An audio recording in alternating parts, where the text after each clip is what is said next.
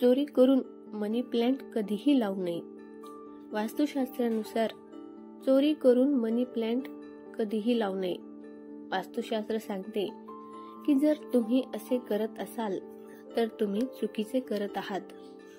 कारण अशा प्रकारे घरात मनी प्लांट लावल्याने आर्थिक स्थिती तर बिघडतेच, शिवाय घरात गरिबी येते आणि या वनस्पतीचा घरावर विपरीत परिणाम होतो. कुटुंबाच्या आरोग्यावरही परिणाम होऊ लागतो. लोक आजारी पडू लागतात आणि कुटुंबात भांडणे सुरू होतात. वास्तुनुसार हे रोप घरात लावताना खालील गोष्टी लक्षात ठेवाव्यात. मनी प्लांट लावावा, पण चोरी करून नाही तर स्वतःच्या पैशाने खरेदी करून. मनी प्लांट फक्त घरातच लावायचा प्रयत्न करा. घराबाहेर लावणे टाळा. काचेच्या बाटलीत मनी प्लांट लावणे शुभ मानले जाते, तर प्लास्टिकच्या बाटलीत लावू नये. ते आरोग्यासाठी चांगले नाही. मनी प्लांट मातीच्या भांड्यात किंवा जमिनीत देखील लावता येतो. हे कुटुंबासाठी देखील चांगले आहे. वास्तुनुसार मनी प्लांट दक्षिण पूर्व दिशेला लावा. असे करणे प्रत्येक बाबतीत शुभ असते.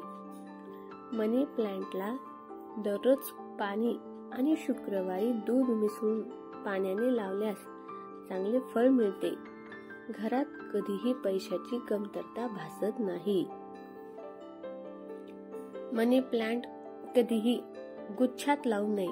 त्याची प्रत्येक वेली पुढे वाढवावी. मनी प्लांटची वेल कधीही जमिनीवर टांगू नये. एका दिशेने वर जाताना हे लावावे. मनी प्लांटच्या पानांचा आकार नाण्यांसारखा असतो, म्हणून त्याला मनी प्लांट असे म्हणतात. समृद्धी, शुद्धता आणि शुभतेचे मानक आहे. फेंग शुईमध्ये देखील याला खूप भाग्यवान आणि चांगली वनस्पती म्हटले जाते. असा विश्वास आहे की ही वनस्पती जिथे राहते तिथे आजूबाजूचे वातावरण शुद्ध राहते. हे पाहून माणसाच्या आत सकारात्मक ऊर्जा येते. हे प्रेम आणि शांततेसाठी देखील ओळखले जाते.